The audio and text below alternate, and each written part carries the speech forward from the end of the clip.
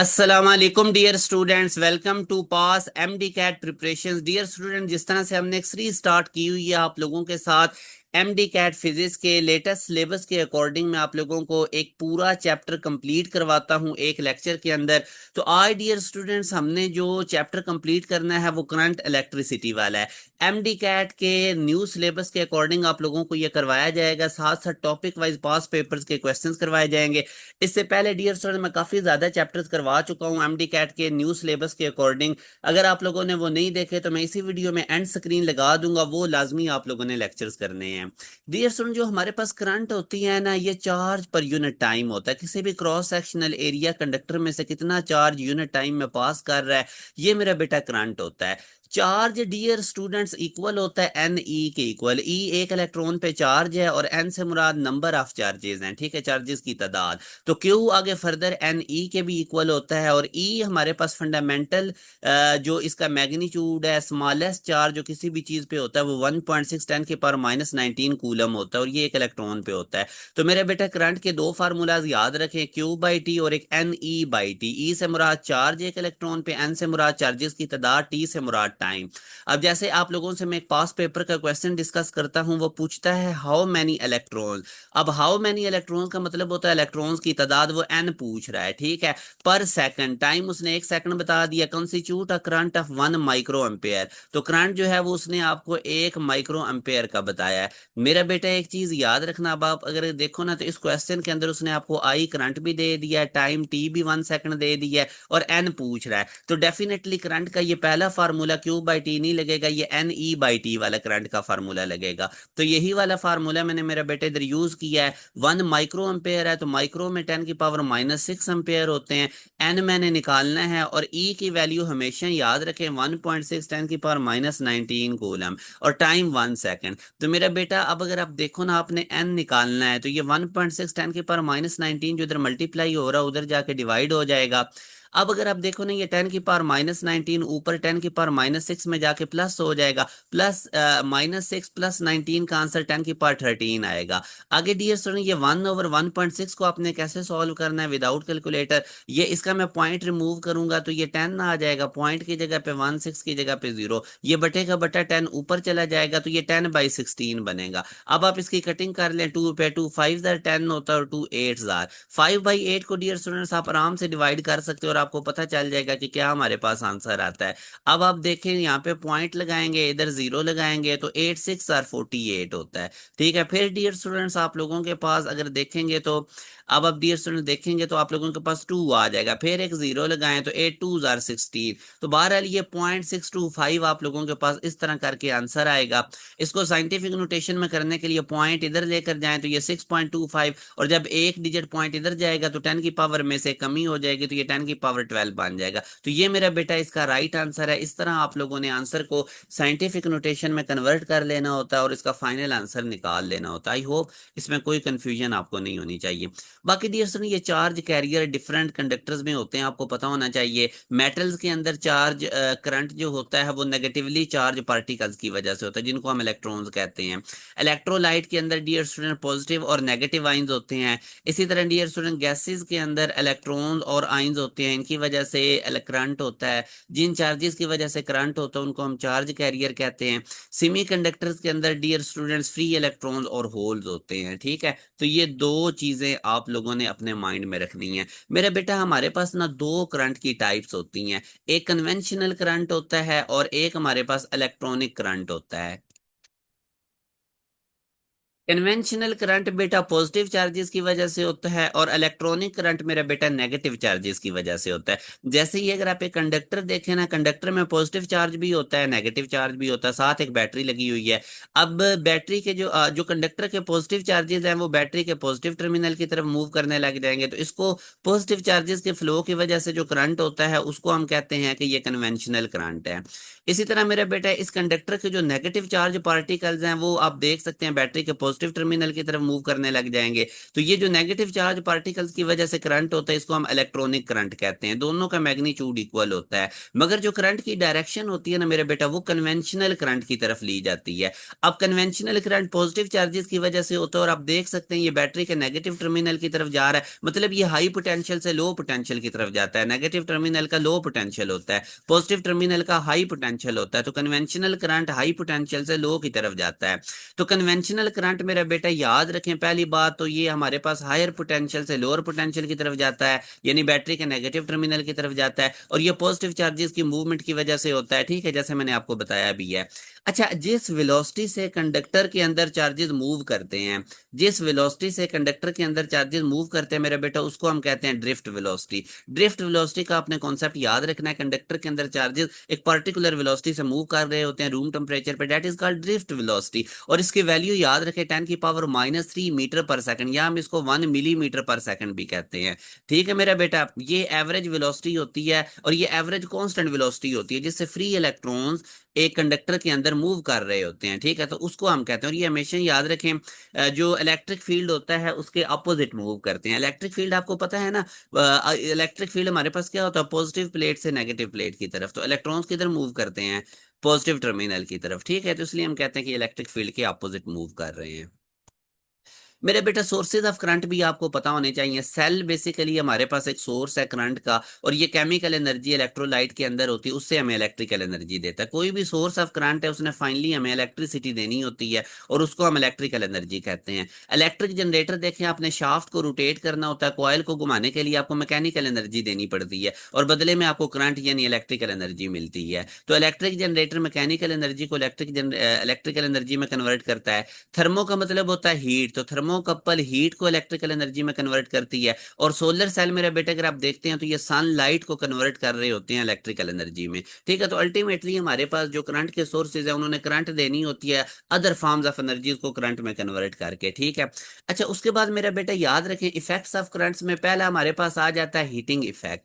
अब heating effect के लिए ये जाउल्स लॉ की इक्वेशन आप याद रखें, जब भी किसी कंडक्टर में से करंट पास करता है ना आई, तो उस कंडक्टर में रेजिस्टेंस होती है, चार्जेस के फ्लो के रास्ते में रुकावट आती है, उसके अंदर जो पॉजिटिव पार्टिकल्स होते हैं वो इलेक्ट्रॉन से टकरा रहे होते हैं, हीट जनरेट होती है। वो डिपेंड करता है कि रेजिस्टेंस कितनी है। जितनी ज्यादा चार्जेस के फ्लो के रास्ते में रेजिस्टेंस होगी ना एक पर्टिकुलर टाइम के लिए, उतनी आपके पास हीट जनरेट होगी। आई स्केयर आर मेरा बेटा पावर का फार्मूला है, ठीक है। तो इसकी जगह आप इस जाउल्स लॉ में आई स्केयर आर की जगह पावर लिखेंगे तो ये पीटी भी बन जाएगा, ठीक है। तो याद रखें, जब भी किसी कंडक्टर में से या मेटेलिक वायर में से करंट पास करता है तो वो जो इलेक्ट्रॉन्स होते हैं वो कोलाइड करते हैं मेटल के एटम के साथ। इस वजह से उनकी जो कुछ काइनेटिक एनर्जी होती है इलेक्ट्रॉन्स की, वो एटम्स को मिल जाती है, वो वाइब्रेट करने लग जाते हैं, और इस तरह से हीट जनरेट होती है, ठीक है। तो जब भी करंट फ्लो करता है वायर में हीट जनरेट होती है। हीटिंग इफेक्ट की बेस्ट एग्जांपल इलेक्ट्रिक आयरन है। इलेक्ट्रिक आयरन में आप देखें, आप कपड़े वगैरह प्रेस कर रहे होते हैं तो इसकी एग्जांपल है। वायर्स भी आपने देखा होगा कि हमारे पास हीट अप हो चुकी होती हैं। तो ये अब इसमें से एक पास पेपर का क्वेश्चन हम डिस्कस करते हैं।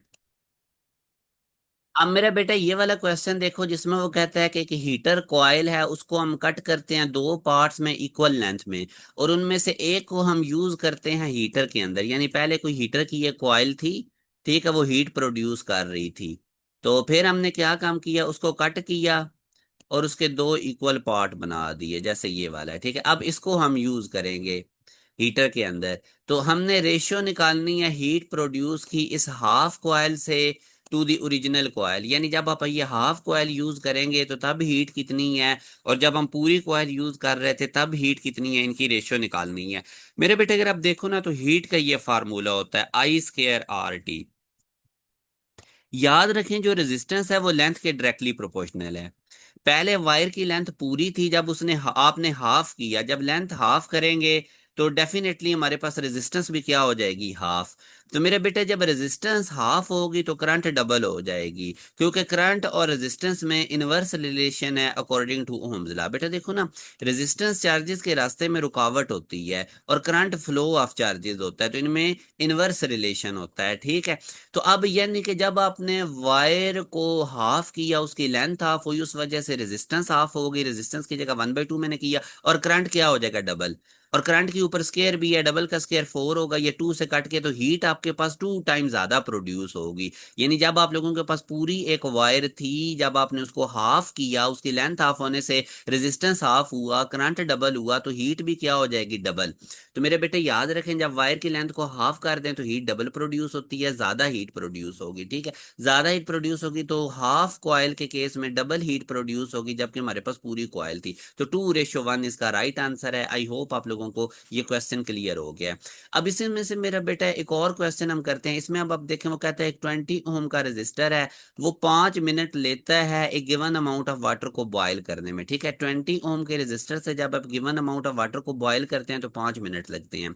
हाउ मच, कितनी रेजिस्टेंस विल बी रिक्वायर्ड होगी to boil the same amount of water using the same source in 1 metre. ठीक है, तो अब आपको कितनी, मतलब how much resistance will be required, कितनी आपको रेजिस्टेंस रिक्वायर्ड होगी to boil the same amount of water same है, using the same source, source भी सेम है। अब बेटे जब सोर्स सेम होता है तो उसका मतलब है वोल्टेज सेम है। ठीक है, और टाइम 1 मिनट है। बेसिकली अब अगर आप देखें ना, तो इस क्वेश्चन में आपसे वो रेजिस्टेंस और टाइम पूछ रहा है, जाउल्स लॉ का ही क्वेश्चन।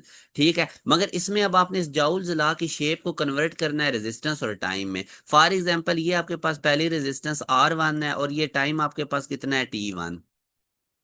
इसी तरह मेरे बेटा ये आप लोगों के पास टाइम T2 है और इसके लिए आपने रेजिस्टेंस R2 को फाइंड आउट करना है।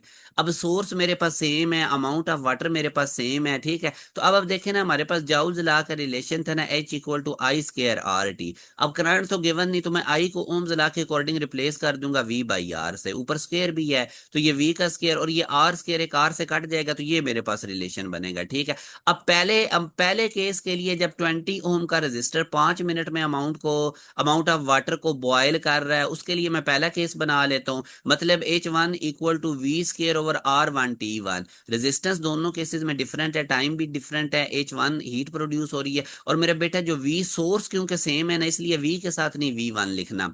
अच्छा, अब दूसरे केस के लिए जब रेजिस्टेंस हमने कितनी होगी, जब टाइम 1 मिनट लगे, तो उसके लिए मैं दूसरी इक्वेशन बना लेता हूँ। जहां पर मैंने इस इक्वेशन में 1 1 लिखा है, वहां पे मैं H के साथ 2, R के साथ 2 और T के साथ 2 और V के साथ नहीं आपने 2 लिखना, क्योंकि सोर्स सेम है।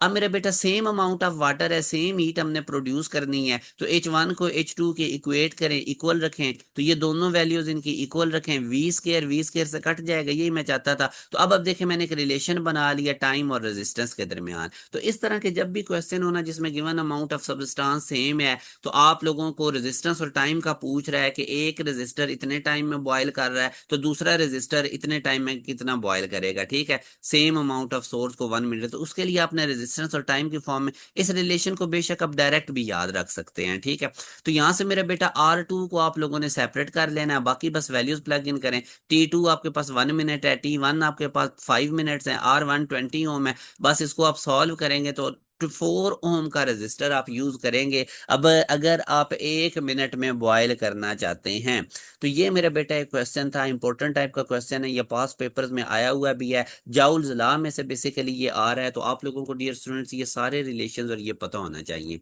अच्छा, दूसरा करंट का, अब क्योंकि करंट है ना, तो ये सारे टॉपिक इसके साथ इंटरलिंक करते हैं, इनको आप नहीं छोड़ सकते। अब अगर हमारे पास एक कंडक्टर है ना मेरा बेटा, उस कंडक्टर में से जब करंट पास करता है तो उसके इर्द गिर्द मैग्नेटिक फील्ड पैदा हो जाता है। ठीक है, अब ये जो मैग्नेटिक फील्ड है ये करंट के डायरेक्टली प्रोपोर्शनल होता है, जितना ज्यादा करंट पास आई करेगा उतना ज्यादा इस कंडक्टर के अंदर बी मैग्नेटिक फील्ड पैदा होगा। और जितना आप इस करंट कैरिंग कंडक्टर से दूर जाते जाएंगे, फॉर एग्जांपल मैं दूर जाता जाऊंगा, तो उतना हमारे पास ये जो मैग्नेटिक फील्ड लाइंस हैं ये वीक होती जाएंगी, मैग्नेटिक फील्ड वीक होगा। ठीक है, तो आर के इनवर्सली प्रोपोर्शनल है, आप करंट कैरिंग कंडक्टर से दूर जाएंगे, आर बढ़ाएंगे तो बी वीक हो जाएगा। और वीक मैग्नेटिक फील्ड के लिए मैग्नेटिक लाइंस ऑफ फोर्स के दरमियान डिस्टेंस बढ़ता जाता है। ठीक है, जैसे जैसे आप करंट कैरिंग कंडक्टर से दूर जाएंगे तो ये जो मैग्नेटिक फील्ड लाइंस हैं इनके दरमियान का डिस्टेंस बढ़ता जाएगा। लाइंस में डिस्टेंस ज्यादा हो तो वो वीक होता है, लाइंस करीब करीब हो तो हमारे पास वो क्या होता है, स्ट्रॉन्ग होता है मैग्नेटिक फील्ड। ठीक है, तो ये जी मैग्नेटिक इफेक्ट है, फिर ये डिटेल में हम इलेक्ट्रोमैग्नेटिज्म वाले चैप्टर में पढ़ेंगे। नेक्स्ट बेटा हमारे पास टॉपिक आ जाता है ओम्स लॉ का, and it is very important. मेरे बेटे याद रखें, कोई भी कंडक्टर आपके पास है ना, उसके कंडक्टर के एजेस के अक्रॉस जो पोटेंशियल का डिफरेंस होता है, जितना ज्यादा पोटेंशियल का डिफरेंस होगा उतना उसमें से करंट फ्लो करेगा। ठीक है, अगर पोटेंशियल सेम है दोनों जगह पे तो फिर करंट फ्लो नहीं करेगा। ये जो बड़ी बड़ी ट्रांसमिशन लाइंस होती है, अक्सर आपने देखा होगा वहां पे परिंदे बैठे होते हैं, क्योंकि उस परिंदे के नीचे वाली जो ट्रांसमिशन लाइन है वहां पे पोटेंशियल सेम होता है पूरी वायर का, इसलिए वो जलता नहीं है। तो याद रखें जी, जो करंट होती है वो पोटेंशियल डिफरेंस के डायरेक्टली प्रोपोर्शनल है। डेल्टा से मतलब होता है difference, delta we change in potential. जितना ज्यादा पोटेंशियल का डिफरेंस होगा उतना उस कंडक्टर में से करंट पास करेगा।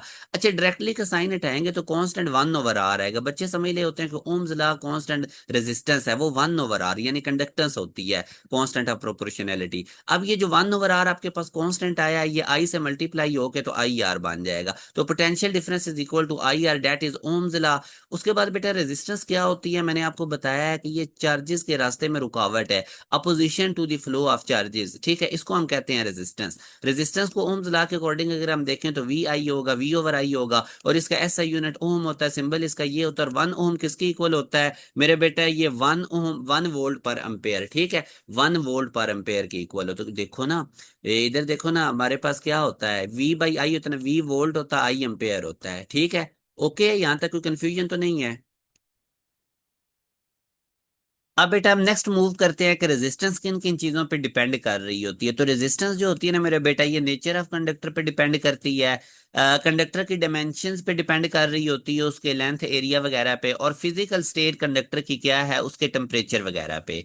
मेरे बेटे दो तरह के डिवाइसेस होते हैं, एक ओमिक डिवाइसेस होते हैं और नॉन ओमिक। ओमिक डिवाइसेस ऐसे डिवाइसेस होते हैं जिसमें ओम्स लॉ को ओबे किया जाता है, मतलब जो करंट है वो पोटेंशियल डिफरेंस के डायरेक्टली प्रोपोर्शनल है। जो करंट होगी वो पोटेंशियल डिफरेंस के डायरेक्टली प्रोपोर्शनल होगी। जब दो चीजों में डायरेक्ट रिलेशन होता है, आप उनके दरमियान अगर ग्राफ बनाओगे तो आपको इस तरह से एक स्ट्रेट लाइन मिलेगी। ठीक हो गया, तो ये हमारे पास ओमिक डिवाइसेस होती हैं। अब इसमें जितने भी आप लोगों के मेटेलिक कंडक्टर्स आ जाते हैं, लाइक सिल्वर गोल्ड वगैरह, ठीक है, वो सारे के सारे ओमिक डिवाइसेस हैं। और ओम्स लॉ का ग्राफ जो होता है वो हमें एक स्ट्रेट लाइन मिलती है, इसमें रेजिस्टेंस कांस्टेंट होती है, रेजिस्टेंस और टेम्परेचर दोनों कांस्टेंट होते हैं। फिजिकल स्टेट कंडक्टर की जो होती है वो चेंज नहीं होनी चाहिए, वो तभी होती है जब टेम्परेचर चेंज हो। तो जब करंट पोटेंशियल डिफरेंस के डायरेक्टली प्रोपोर्शनल है वो तभी होगी जब रेजिस्टेंस और टेम्परेचर मेरा बेटा कांस्टेंट रहेंगे। अच्छा, उसके बाद अब आगे मेरे बेटे याद रखें, हमारे पास एक नॉन ओमिक डिवाइसेस होते हैं। नॉन ओमिक डिवाइसेस ऐसे डिवाइसेस होते हैं जिसमें करंट पोटेंशियल डिफरेंस के डायरेक्टली प्रोपोर्शनल नहीं होता। तो इनके दरमियान हमें एक स्ट्रेट लाइन नहीं मिलेगी, बल्कि आप देखेंगे कि कर्व हमारे पास बेंड हो रही है, लाइन हमारे पास बेंड हो रही है। ठीक है, तो ये जितने भी नॉन ओमिक डिवाइसेस हैं उनमें यह टेम्परेचर चेंज हो रहा होता है। जिस तरह फिलामेंट ऑफ बल्ब को देखें, उसमें पहले टेम्परेचर लो होता है, आहिस्ता आहिस्ता वो हीट अप पकड़ता है, टेम्परेचर ही कांस्टेंट नहीं रहता, तो पोटेंशियल डिफरेंस के करंट डायरेक्टली प्रोपोर्शनल नहीं रहेगी। सेमीकंडक्टर डायोड भी ओम्स लॉ को ओबे नहीं करते। अच्छा, उसके बाद मेरा बेटा अब अगर मैं आगे आपको बताऊं तो ये वही वाला क्वेश्चन है ओम्स लॉ में से, जैसे मैं आपको बता था कि एक बर्ड जो होता है वो overhead high voltage transmission line पे बैठा होता है और उसको कोई हार्म नहीं होता। तो उसकी रीजन यही है कि वो जो जिस लाइन पे बैठा हुआ ना, ट्रांसमिशन लाइन पे, वो नीचे उसके पोटेंशियल ही सेम है। वो अगर किसी साथ पड़ी चीज को टच करेगा, कोई ग्राउंड को टच करेगा, तो फिर उसमें से करंट पास करेगा और वो जल जाएगा, क्योंकि अभी तो वो सेम पोटेंशियल पे है, इस वजह से उसमें से करंट पास नहीं करता। तो करंट उसी वक्त पास करता है जब पोटेंशियल का डिफरेंस हो। वो किसी ऐसी चीज को हाथ लगाए जो लो पोटेंशियल वाली है, तो फिर उसमें से करंट पास कर जाएगा। ठीक है मेरे बेटा, इसलिए they are not connected to the earth. Earth से मुराद है कि वो किसी लो पोटेंशियल वाली चीज को टच नहीं कर रहा, पोटेंशियल का डिफरेंस नहीं है। आगे मेरा बेटा रेजिस्टिविटी और स्पेसिफिक रेजिस्टेंस, ये एक ही चीज है। ये क्या चीज होती है, जैसे मैंने आपको बताया था कि रेजिस्टेंस का लेंथ के साथ डायरेक्ट रिलेशन है। जितनी ज्यादा लेंथ होगी ना, उतने ज्यादा मॉलिक्यूल्स होंगे, एटम्स होंगे, इलेक्ट्रॉन्स के रास्ते में कोलिजन ज्यादा होगी, तो रेजिस्टेंस ज्यादा होगी, रुकावट ज्यादा आएगी। रेजिस्टेंस जो है वो एरिया के इनवर्सली प्रोपोर्शनल होती है। जब मैं लेंथ और एरिया को कंबाइन करूंगा तो मेरे पास ये वाला रिलेशन बनेगा। ठीक है, R directly proportional L by A, और डायरेक्टली का साइन रिमूव करूंगा तो मेरे पास रो यानी आ जाएगी, रेजिस्टिविटी आ जाएगी। ठीक है, तो आगे बेटा आप याद रखें, ये जो रो है इसको हम कैसे निकालेंगे, इसको साइड पे कर लें तो आर ए बाई एल ये रिलेशन आएगा। रो हमारे पास कांस्टेंट ऑफ प्रोपोर्शनैलिटी है, और इसको हम क्या कहते हैं, resistivity of the material of wire कहते हैं। ठीक है बेटा, याद रखें ये जो रेजिस्टिविटी है इसका यूनिट भी हम निकाल सकते हैं। ओम होता है रेजिस्टेंस का, एरिया का मीटर स्क्वायर और नीचे मीटर, 1 मीटर मीटर स्क्वायर से कट जाएगा तो ओम मीटर हमारे पास इसका आ जाएगा यूनिट। बेटा जो रेजिस्टिविटी होती है डिपेंड करती है नेचर ऑफ मटेरियल, मटेरियल का नेचर किस तरह से है, और उसके बाद टेम्परेचर के ऊपर। इसके अलावा ये डायमेंशंस पे डिपेंड नहीं करती। रेजिस्टेंस लेंथ और एरिया पे डिपेंड करती है, रेजिस्टिविटी लेंथ और एरिया पे डिपेंड नहीं करती। आप किसी वायर के 100 पीसेस कर दें, क्योंकि उसका कंडक्टर सेम है, नेचर सेम है, तो इस वजह से उस हर पीस की रेजिस्टिविटी सेम रहेगी। रेजिस्टिविटी चेंज होती है सिर्फ मटेरियल चेंज करने से या फिर टेम्परेचर चेंज करने से, क्योंकि ये जो रेजिस्टिविटी होती है ना, ये किसी भी कंडक्टर के मीटर क्यूब की रेजिस्टेंस होती है, यूनिट वॉल्यूम की रेजिस्टेंस होती है। कंडक्टर है, उसके यूनिट वॉल्यूम की कितनी रेजिस्टेंस है, यूनिट वॉल्यूम की कितनी रेजिस्टेंस है, वो हमारे पास रेजिस्टिविटी होती है। तो आप अगर उसके ढेर सारे पीसेस भी कंडक्टर के करते हैं तो मटेरियल तो सेम रहेगा ना, इसलिए रेजिस्टिविटी चेंज नहीं होती। अब जैसे अब ये देखें, a wire of uniform area of cross section A, length L and resistance R is cut into two equal parts. अगर आप उसको दो इक्वल पार्ट्स में कट करते हैं तो रेजिस्टिविटी हर पार्ट की सेम रहेगी, क्योंकि रेजिस्टिविटी मटेरियल की प्रॉपर्टी है। आप जितने भी उसके पीसेस करें, मटेरियल तो सेम है, इस वजह से रेजिस्टिविटी हमारे पास क्या रहेगी, सेम रहेगी। आगे मेरे बेटा याद रखें, जो रेजिस्टेंस का रेसिप्रोकल होता है वो कंडक्टेंस होता है। रेजिस्टेंस बेसिकली चार्जेस के रास्ते में रुकावट होती है और कंडक्टेंस चार्जेस का फ्लो होता है। तो ये बेटा याद रखें कि ये रेजिस्टेंस जो है इसका रेसिप्रोकल कंडक्टेंस होता है, और रेजिस्टेंस का यूनिट ओम होता है, तो कंडक्टेंस का यूनिट पर ओम हो जाएगा। इसको मोह भी कहेंगे और सीमन भी कहेंगे। कंडक्टिविटी मेरा बेटा क्या होता है, ये रेसिप्रोकल होती है रेजिस्टिविटी का। ठीक है, रेसिप्रोकल ऑफ रेजिस्टिविटी, इसको हम कंडक्टिविटी कहते हैं। और इसका फार्मूला हमारे पास आप देख लें, कंडक्टिविटी बेसिकली रेजिस्टिविटी का रेसिप्रोकल होगी, और कंडक्टेंस को जी से डिनोट करते हैं, और ये रेजिस्टेंस का रेसिप्रोकल होगी। तो यहाँ से आप इसका अगर आप यूनिट देखें तो रेजिस्टिविटी का यूनिट ओम मीटर होता है, तो ये पर ओम पर मीटर बन जाएगा। कंडक्टिविटी का यूनिट, तो पर ओम को हम मोह भी कहते हैं, तो ये मोह पर मीटर बनेगा। ठीक है, अब जैसे फॉर एग्जाम्पल मैं कहता हूँ रेजिस्टेंस 5 ओम है, तो कंडक्टेंस कितनी हो जाएगी, तो कंडक्टेंस आपको मैंने बताया कि रेजिस्टेंस का रेसिप्रोकल होती है, तो वो 1/5 मतलब के 0.2 पर ओम हो जाएगी। ठीक है, या मोह भी उसको कहते हैं और सीमन भी कहते हैं। तो ये मेरा बेटा आप लोगों ने ना कुछ चीजें नोट रखनी है।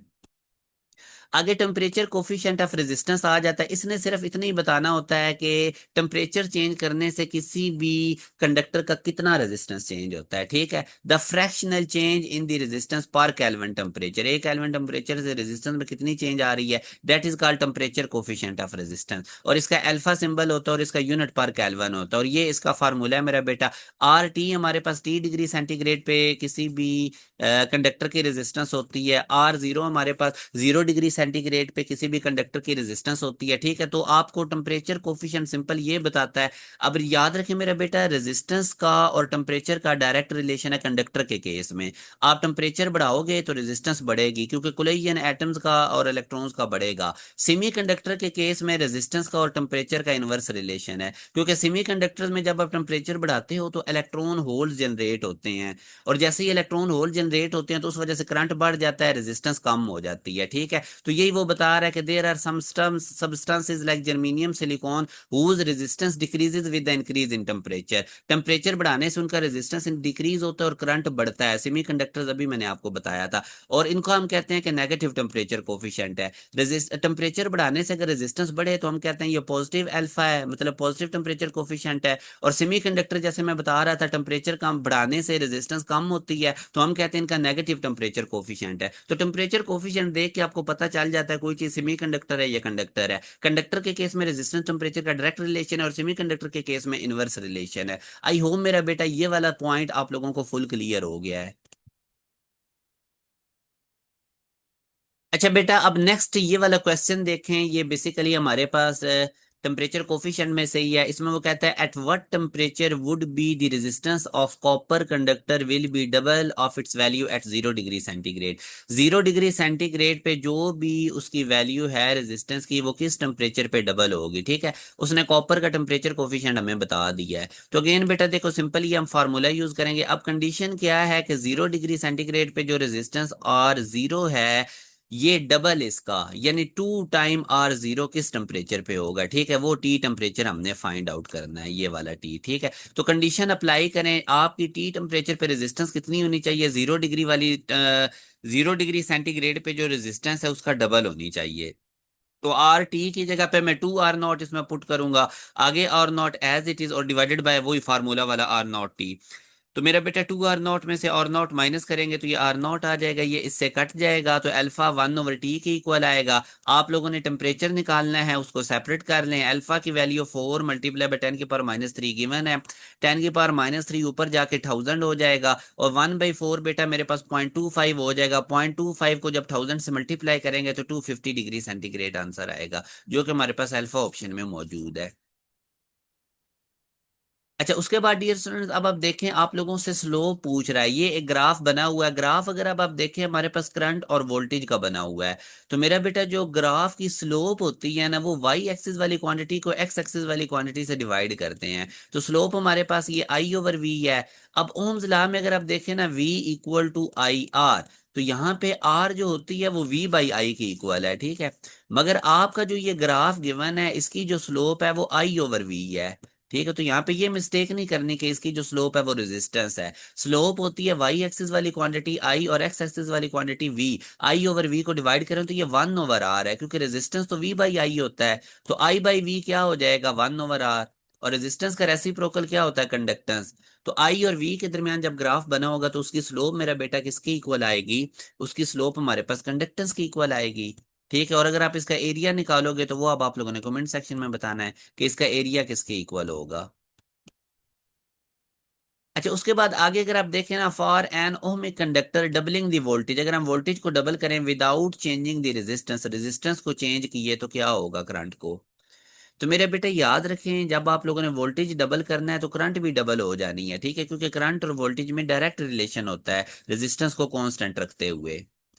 आगे अब इस क्वेश्चन में, ये इंपॉर्टेंट टाइप का क्वेश्चन है, when same current passes for same time through a thick and thin wire, when same current passes for same time through thick and thin wire। बेटा याद रखो, थिक वायर का area ज्यादा होता है, thin wire का area कम होता है, ठीक है। तो हमने बेसिकली अब हीट बतानी है। हीट अगर आप जाउल्स लॉ के तहत देखो तो H = I²RT है, हीट का रेजिस्टेंस के साथ डायरेक्ट रिलेशन है।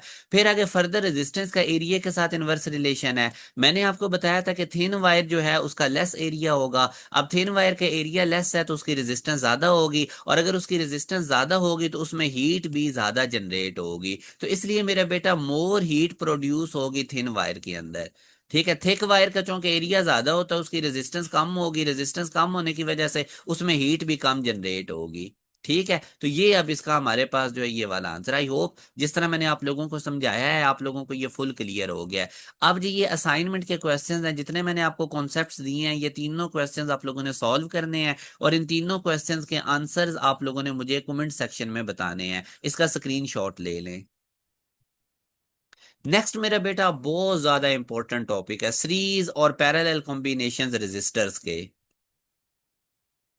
अच्छा मेरा बेटा, अब सबसे पहले हम सीरीज कॉम्बिनेशन को देखते हैं। आप देखें ये तीन resistor end to end connected हैं, ठीक है, तो ये सीरीज में है एक बैटरी के साथ। अच्छा, पैरेलल का सिर्फ याद रखें, अगर दो रेजिस्टर दोनों एंड से डायरेक्टली कनेक्टेड हो ना, दरमियान में और कोई रेजिस्टर वगैरह ना हो, तो वो पैरेलल है। इसके अलावा कोई भी कॉम्बिनेशन है वो सीरीज है। अब ये देखो, ये दो रेजिस्टर हैं, इन एंड से भी कनेक्टेड है और नीचे वाले एंड से भी कनेक्टेड है, तो ये हमारे पास पैरेलल में है। इसके अलावा कोई भी होगा कॉम्बिनेशन तो वो हमारे पास सीरीज होगा। अब मेरे बेटा देखो, ये तीन रेजिस्टर जो है ये आपस में एंड टू एंड कनेक्टेड है और ये हमारे पास सीरीज में है। अब सीरीज में क्या काम होता है, जो करंट होता है ना उसको एक ही पाथ मिलता है, तो इसलिए तीनों रेजिस्टर्स में से करंट सेम गुजरता है। अब वोल्टेज हर रेजिस्टर के अक्रॉस डिवाइड हो जाता है। जो रेजिस्टेंस होती है ना बेटा, ये वोल्टेज ईटर होती है। जो बड़ी रेजिस्टेंस होगी वो ज्यादा वोल्टेज खाएगी, जो छोटी रेजिस्टेंस होगी वो कम वोल्टेज खाएगी। तो करंट इसमें सेम रहेगा, तमाम रेजिस्टर में वोल्टेज डिवाइड हो जाएगा हर रेजिस्टर के अकॉर्डिंग। और इसलिए अगर आपने वोल्टेज निकालना है किसी रेजिस्टर के अक्रॉस तो वो V1, फॉर एग्जांपल मैंने पहली रेजिस्टेंस के अक्रॉस वोल्टेज निकालना है तो वो V1 इक्वल टू IR1 होगा। अब I के साथ मैंने 1 क्यों नहीं लिखा, क्योंकि I सेम रहेगा तमाम रेजिस्टर में, ये सीरीज में है, एक ही पाथ है करंट का। दूसरे रेजिस्टर के क्रॉस वोल्टेज निकालना है तो V2 इक्वल टू IR2, तीसरे के क्रॉस निकालना है तो V3 equal to IR3। Total voltage तीनों रेजिस्टर के क्रॉस जो है वो बैटरी के वोल्टेज के इक्वल होगा। और इक्विवेलेंट रेजिस्टेंस बेटा किस तरह से हम निकालेंगे, तमाम रेजिस्टर ऐड कर देंगे तो वो इक्विवेलेंस रेजिस्टेंस आ जाएगी अगर वो सीरीज में होंगे। मेरा बेटा सीरीज में अगर आप देखो ना, तो करंट सेम होता है, करंट कांस्टेंट है, तो आर वी के नीचे जाके डिवाइड होगा वी बाई आर, तो इसका मतलब वी और आर में डायरेक्ट रिलेशन है, ठीक है। जितनी बड़ी रजिस्टर होगी उतने ज्यादा वो वोल्टेज खाएगी, और इसके अंदर करंट सीरीज में सेम होता है। फिर मेरा बेटा याद रखो, जो इक्विवेलेंस रेजिस्टेंस होती है ना, वो सीरीज में इंडिविजुअल रजिस्टर से बड़ी होती है, क्योंकि वो इन सब का सम होती है। अगर आपके पास सेम रजिस्टर आ गया, फॉर एग्जाम्पल मैं कहता हूं 10 ओम के 5 रजिस्टर है। अब ये जो 5 रजिस्टर है ना, इनकी तादाद 5 है, और हर एक की रेजिस्टेंस कितनी है, 10 ओम, ठीक है। तो अगर आपके पास ये वाला सिनेरियो होना कि आपके पास जितने भी रेजिस्टर लगे हुए हैं सब की रेजिस्टेंस सेम है, तो इक्विवेलेंस कैसे निकालनी है, तादाद को एक रेजिस्टर से मल्टीप्लाई कर दें। इक्विवेलेंस रेजिस्टेंस कैसे निकालनी है, तादाद को रेजिस्टेंस से मल्टीप्लाई कर दें। जितनी ज्यादा तादाद बढ़ती जाएगी उतनी इक्विवेलेंस बढ़ती जाएगी, क्योंकि ऐड होते जाएंगे। अगर आपने किसी भी रेजिस्टेंस के अक्रॉस पोटेंशियल निकालना है, ढेर सारे रेजिस्टर लगे हुए हैं, किसी स्पेसिफिक रेजिस्टेंस के अक्रॉस आपने पोटेंशियल निकालना है, तो उसका एक ये वाला भी बेटा तरीका होता है कि उसकी रेजिस्टेंस को डिवाइड कर दें टोटल इक्विवेलेंस रेजिस्टेंस से, और मल्टीप्लाई कर दें बैटरी के वोल्टेज से, तो इस तरह आप लोगों के पास उस पर्टिकुलर रेजिस्टेंस के अक्रॉस वोल्टेज आ जाएगा, ठीक है। तो ये चीज मेरा बेटा आप लोगों ने याद रखनी है। अब आप लोग जैसे ये देखो ना, ये 10 ओम के रेजिस्टेंस है और ये 5 है, तो इनकी इक्विवेलेंस निकालेंगे एन आर फार्मूला से, तो एन 5 है और एक की रेजिस्टेंस कितनी है, 10, तो इनको मल्टीप्लाई करेंगे तो आंसर कितना आ जाएगा, 50। तो ये चीज आप लोगों ने नोट रखनी है। अच्छा, आगे मेरे बेटा पैरेलल कॉम्बिनेशन आ जाता है, इसको भी आप लोगों ने अब बड़ी तवज्जो से समझना है। पैरेलल में मैंने आपको बताया था कि जितने भी रेजिस्टर्स हैं वो दोनों एंड से आपस में कनेक्टेड होंगे वायर से। अब ये देखो, ऊपर से भी ये सारे रेजिस्टर्स डायरेक्टली कनेक्टेड हैं और नीचे से भी, तो ये पैरेलल कॉम्बिनेशन है। अब इसमें बेटा जब करंट आएगा ना, तो करंट को गुजरने के लिए पाथ मिलेंगे। देखे ना, करंट सामने भी जा सकता है, इधर भी जा सकता है, इधर पहुंचेगा तो यहाँ नीचे भी आ सकता है, आगे भी जा सकता है, इधर भी, तो पाथ ज्यादा है, तो करंट जो है ये डिवाइड हो जाएगा, क्योंकि करंट को पाथ ज्यादा मिल रहे हैं। उसके बाद बेटा वोल्टेज सेम रहेगा हर रेजिस्टर के क्रॉस पैरेलल में, क्योंकि सारे रेजिस्टर डायरेक्ट बैटरी से अटैच है। अब करंट डिवाइड हो रहा है पैरेलल में, तो किसी भी रेजिस्टर के क्रॉस अगर आपने करंट निकालना है तो V by R one, V के साथ नहीं वन लिखना, क्योंकि वोल्टेज सेम है, तीनों रेजिस्टर डायरेक्टली बैटरी से कनेक्टेड है, तो आई वन इक्वल आ जाएगा वी बाई आर वन के, इसी तरह आई टू आ जाएगा वी बाई आर टू के। तो टोटल करंट हम जो इसका हर रेजिस्टर में से इसका सम करेंगे तो ये टोटल करंट की इक्वल आ जाएगा। इक्विवेलेंस निकालने का मेरा बेटा पैरेलल कॉम्बिनेशन में ये वाला फार्मूला होता है, 1/R1 1/R2 1/R3। Equivalence resistance जो है वो इंडिविजुअल रेजिस्टेंस से मेरा बेटा कम होती है, ये चीज याद रखें। इक्विवेलेंस रेजिस्टेंस जो है वो इंडिविजुअल रेजिस्टेंस से क्या होती है कम, इस चीज को आप लोगों ने नोट रखना है, ठीक है। इक्विवेलेंस रेजिस्टेंस जो है वो इंडिविजुअल रेजिस्टेंस से कम होती है पैरेलल कॉम्बिनेशन में। अगर कभी वो आपको एंटी टेस्ट में कहता है एमडी कैट में कि मिनिमम रेजिस्टेंस निकालो, तो इसका मतलब है वो पैरेलल इक्विवेलेंस पूछ रहा है। और अगर वो कहता है मैक्सिमम रेजिस्टेंस निकालो 3 4 दे के, तो वो सीरीज के अंदर अटैच है और आप लोगों ने उसकी इक्विवेलेंस निकालनी है। सीरीज में इक्विवेलेंस मैक्सिमम होती है और पैरेलल में मिनिमम होती है। बेटा ये बहुत ज्यादा इंपॉर्टेंट पॉइंट्स है, इनको अपने बड़ी तवज्जो से समझना है। अच्छा बेटा, अब ना आप लोगों को मैं नेक्स्ट मूव करवाता हूं, बड़ा एक्टिव होके आपने देखना है। अगर पैरेलल कॉम्बिनेशन में सारे रेजिस्टर सेम है, सबकी रेजिस्टेंस आर है और उनकी तादाद एन है, तो फिर शॉर्टकट क्या होता है इक्विवेलेंस निकालने का, आर बाई एन। सीरीज में जब तमाम की रेजिस्टेंस सेम होती थी, तादाद एन होती थी, तो आप उनकी इक्विवेलेंस निकालते थे एन आर से। और पैरेलल में आपने एक रेजिस्टेंस को डिवाइड कर देना है एन से। पैरेलल में जितने एन यानी नंबर ऑफ रेजिस्टर बढ़ते जाएंगे, इक्विवेलेंस कम होती जाएगी, क्योंकि पैरेलल है। और सीरीज में जितनी तादाद बढ़ती है, इक्विवेलेंस रेजिस्टेंस बढ़ती जाती है। बेटा करंट डिवाइडर रूल पैरेलल में क्या होता है, आपको पता है कि जब रेजिस्टर पैरेलल में होते हैं तो उनमें करंट डिफरेंट होता है, क्योंकि पाथ डिफरेंस होते हैं, हर एक का पाथ अलग, करंट को ज्यादा पाथ मिलते हैं। तो किसी भी स्पेसिफिक रेजिस्टेंस में करंट निकालने का क्या तरीकाकार है, आपने टोटल करंट को डिवाइड कर देना उस स्पेसिफिक रेजिस्टेंस से, और इक्विवेलेंस रेजिस्टेंस से मल्टीप्लाई कर देना है, तो ये उस रेजिस्टेंस में करंट आ जाएगा। मेरे बेटा याद रखना, पैरेलल में करंट डिवाइड होता है और सीरीज के अंदर वोल्टेज डिवाइड होता है। इसलिए जब आप लोगों के पास सीरीज कॉम्बिनेशन होगा तो किसी भी स्पेसिफिक रेजिस्टेंस का वोल्टेज निकालने का फार्मूला मैंने बताया था, उस रेजिस्टेंस को डिवाइड कर दें टोटल रेजिस्टेंस से, मल्टीप्लाई करें बैटरी के टोटल वोल्टेज से। इसी तरह मेरा बेटा अगर पैरेलल कॉम्बिनेशन में अपने किसी स्पेसिफिक एक्स रेजिस्टेंस में करंट निकालना है, तो टोटल करंट को डिवाइड करें उस रेजिस्टेंस से, मल्टीप्लाई बाय कर दें टोटल रेजिस्टेंस से। तो ये वाला रिलेशन मेरा बेटा आप लोगों ने याद रखने। अब मैं आपकी प्रैक्टिस करवाता हूं, प्रैक्टिस आप लोगों ने बड़े ध्यान से करनी है। अब जैसे पहला क्वेश्चन देखें, एक वो कहता है कि एक सेल है निग्लिजिबल रेजिस्टेंस का, उसकी ईएमएफ 2 वोल्ट है और उसको कनेक्ट किया गया है सीरीज कॉम्बिनेशन के साथ, यानी 2, 3 और 5 ओम के ये तीन रेजिस्टर हैं, उनको 2 वोल्ट की बैटरी के साथ लगा दिया गया है। तो potential difference across 3 ohm resistor हमने निकालना है, पोटेंशियल डिफरेंस अक्रॉस 3 ओम, यानी ये दूसरे नंबर वाली जो रेजिस्टेंस है ना, इसके अक्रॉस हमने पोटेंशियल डिफरेंस निकालना है। तो मेरा बेटा जिस रेजिस्टेंस के अक्रॉस पोटेंशियल डिफरेंस निकालना है वो रेजिस्टेंस ऊपर रखनी है, डिवाइड कर देना इक्विवेलेंस रेजिस्टेंस से। अब ये 2, 3 और 5 ओम के तीन रेजिस्टर सीरीज में है, तो इक्विवेलेंस कैसे निकलेगी, तीनों रेजिस्टर ऐड कर देंगे तो ये 10 हो जाएगी, मल्टीप्लाई कर देना टोटल ईएमएफ से, टोटल वोल्टेज कितना है 2 वोल्ट का, आंसर आ जाएगा 3/5 और ये 0.6 वोल्ट होता है, जो कि हमारे पास अल्फा ऑप्शन में मौजूद है। अब बेटा ये वाला फार्मूला जैसे मैंने आप लोगों को बताया था कि किसी भी आप लोगों ने रेजिस्टर के अक्रॉस अगर वोल्टेज निकालना है और वो सीरीज में लगे हुए हैं, तो इसको यूज करते हुए आपने कैलकुलेशंस करनी है, उस रेजिस्टेंस को डिवाइड करें टोटल रेजिस्टेंस से, मल्टीप्लाई कर दें जो वोल्टेज है। अब बेटा हम नेक्स्ट मूव करते हैं, इसको जरा आप लोगों ने देखना है। इसमें वो कहता है कि एन रेजिस्टर है हमारे पास, तादाद एन है, हर एक की रेजिस्टेंस आर है, ठीक है, और उनको वो कहता है कि there equivalence resistance in parallel and series combination is R P and R S, यानी हर एक की रेजिस्टेंस आर है, तादाद उनकी एन है, और उनकी पैरेलल रेजिस्टेंस आर पी है, सीरीज रेजिस्टेंस आर एस है, तो इसकी हमने रेशियो निकालनी है। अब पैरेलल केस में बेटा हम रेशियो कैसे निकालते हैं, मैंने आपको बताया था कि सिंगल रेजिस्टेंस को तादाद से डिवाइड कर दें, आर बाई एन आ जाएगी। सीरीज के अंदर रेजिस्टेंस कैसे निकालते हैं, वो एन आर से आ जाएगी।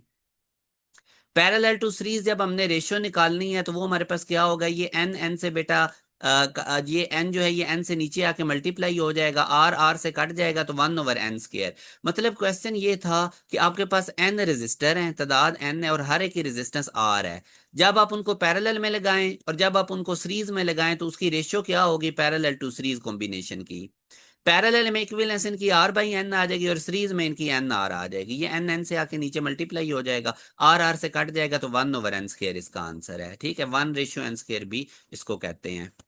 ये मेरे बेटा आप लोगों ने ना बड़ा केयरफुली इसको समझना है। अब आगे वो कहता है कि एक वायर है आर, उसको हमने कट किया दो इक्वल पार्ट्स में, ठीक है, एक वायर आर है उसको हमने कट किया दो इक्वल पार्ट्स में, these parts are then connected in parallel, ठीक है। एक आर रेजिस्टेंस थी, फॉर एग्जांपल मैं इधर एक रेजिस्टेंस बना देता हूँ, ये टोटल इसकी लेंथ कैपिटल एल है और ये एक आर रेजिस्टेंस है ये वाली, ठीक है। इसके हमने एन इक्वल पार्ट्स कर दिए हैं, ठीक है, टोटल इसकी लेंथ आप फर्ज कर दें कि हमारे पास एल ये है, तो इसके हमने कितने कर दिए, एन इक्वल पार्ट्स कर दिए हैं। These parts are then connected in parallel, फिर हमने इन पार्ट्स को पैरेलल में लगा दिया है। Equivalence resistance of the combination कितनी होगी, मेरा बेटा देखो जब आपने उसके एन इक्वल पार्ट्स किए हैं तो एक पार्ट की लेंथ कितनी हो जाएगी एल बाई एन, एक पार्ट की लेंथ कितनी हो जाएगी एल बाई एन, टोटल हमारे पास लेंथ कितनी है एल, और एक पार्ट की लेंथ कितनी हो जाएगी एल बाई एन। अब हमें पता है रेजिस्टेंस और लेंथ का डायरेक्ट रिलेशन है, अगर आपने एन पार्ट्स कर दिए हैं हर पार्ट की लेंथ कितनी होगी एल बाई एन, तो हर पार्ट की रेजिस्टेंस कितनी हो जाएगी आर बाई एन। जब लेंथ थी तो रेजिस्टेंस आर थी, और अगर आपने उसके एन इक्वल पार्ट्स किए तो एक पार्ट की लेंथ एल बाई एन होगी और उसकी रेजिस्टेंस कितनी हो जाएगी आर बाई एन। अब आपके पास एन पार्ट्स हैं, तादाद कितनी है उनकी एन, और हर पार्ट की रेजिस्टेंस कितनी है आर बाई एन, क्या है आर बाई एन। तो आपने उनको लगा कैसे दिया है पैरेलल में, पैरेलल में जब सबकी रेजिस्टेंस सेम हो और एन तादाद हो तो उसकी इक्विवेलेंस कैसे निकालती हैं, एक पार्ट की रेजिस्टेंस को तादाद से डिवाइड कर देते हैं, एक पार्ट की रेजिस्टेंस आर बाई एन, तादाद कितनी थी एन, तो ये एन एन से मल्टीप्लाई होके तो आर बाई एन स्केयर मेरा बेटा इसका आंसर आएगा। दोबारा देखें, पहले एक वायर थी उसकी रेजिस्टेंस आर थी और उसकी लेंथ एल थी, आपने उसके एन इक्वल पार्ट कर दिए, इस तरह करके ढेर सारे इक्वल पार्ट कर दिए, तो हर एक की लेंथ कितनी हो जाएगी एल बाई एन और हर पार्ट की रेजिस्टेंस कितनी हो जाएगी आर बाई एन। अब ये आर बाई एन रेजिस्टेंस के एन पार्ट्स हैं, आपके पास एन पार्ट्स हैं और हर एक की रेजिस्टेंस आर बाई एन है, तो इनको पैरेलल में जब लगाएंगे तमाम पार्ट्स को तो उसकी इक्विवेलेंस रेजिस्टेंस का फार्मूला होता है एक पार्ट की रेजिस्टेंस आर बाई एन, तादाद से मल्टीप्लाई तादाद से डिवाइड कर देंगे तो ये आर बाई एन स्क्वायर इसका आंसर आएगा।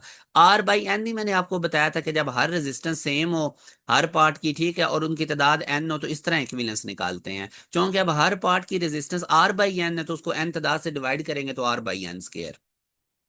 आई होप अब ये क्वेश्चन क्लियर है। आगे बेटा वो कहता है कि तीन रेजिस्टर्स हैं, हर एक की रेजिस्टेंस 1 ओम है, उनको हम पैरेलल में लगा देते हैं।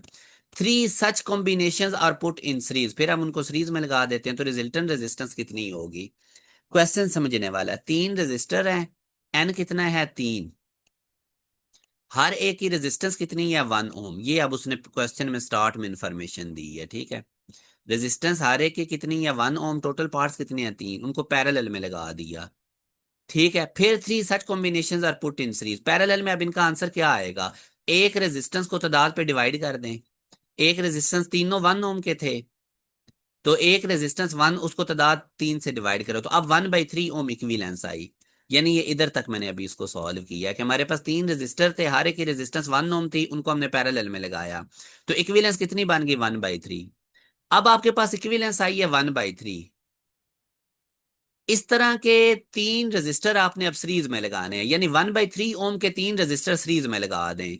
1/3 ओम के कितने रजिस्टर सीरीज में लगा दें, 3 में। ये भी 1/3 हमारे पास, ये भी 1/3, और ये भी हमारे पास कितना हो जाएगा 1/3। 1/3 ओम के तीन रजिस्टर सीरीज में लगा दें। तो जब सेम रजिस्टर सीरीज में लगे हो तो मैंने शॉर्टकट आपको बताया था NR।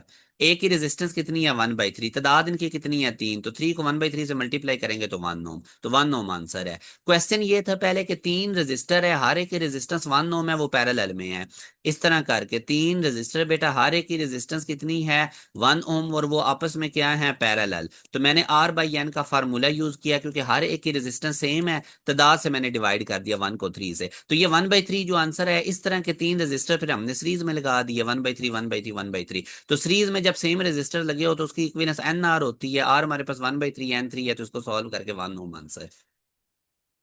आगे बेटा अब ये वाला क्वेश्चन है, ये मैं आपको शॉर्टकट बताता हूँ। इसमें वो बता रहा है कि 2 ओम के तीन रेजिस्टर हैं और वो ट्राइएंगल बना रहे हैं। मेरा बेटा याद रखना, जब भी ट्राइएंगल तीन रेजिस्टर बना रहे होंगे ना और उनकी रेजिस्टेंस सेम होगी, ये MD कैट में काफी दफा इस टाइप के क्वेश्चंस आए हैं, जब सबकी रेजिस्टेंस सेम हो और वो ट्राइएंगल बना रहे हो तो उसके लिए शॉर्टकट इक्विवेलेंस निकालने का ये होता है 2/3 × R। 2/3 फार्मूले वाला, और R तीनों की रेजिस्टेंस सेम है तो कोई एक R यूज करें, जो कि 2 है तो 2 लिख दें, 2 2 आर 4, तो 4/3 ओम इसका आंसर है। मेरा बेटा याद रखें, जब भी तीन हमारे पास 2 ओम के रेजिस्टर वो ट्राइएंगल बना रहे होंगे तो रेजिस्टेंस बिटवीन टू कॉर्नर जब भी आपने निकालनी है, जब तीन रेजिस्टर हर एक की रेजिस्टेंस 2 ओम है और वो ट्राइएंगल बना रहे हैं, तो उसकी इक्विवेलेंस कैसे निकलेगी 2/3 × R। 2/3 × R हमारे पास कितना है, क्योंकि तीनों की रेजिस्टेंस सेम है तो R की जगह 2 लिखेंगे, ठीक है। जो सेम रेजिस्टेंस है वो एक दफा लिखेंगे। ये शॉर्टकट आपने यूज कर दें जब तीन रेजिस्टर ट्राइएंगल बना रहे हैं और सबकी रेजिस्टेंस सेम हो, ठीक है। इसको अब आप लोगों ने नोट रखना है।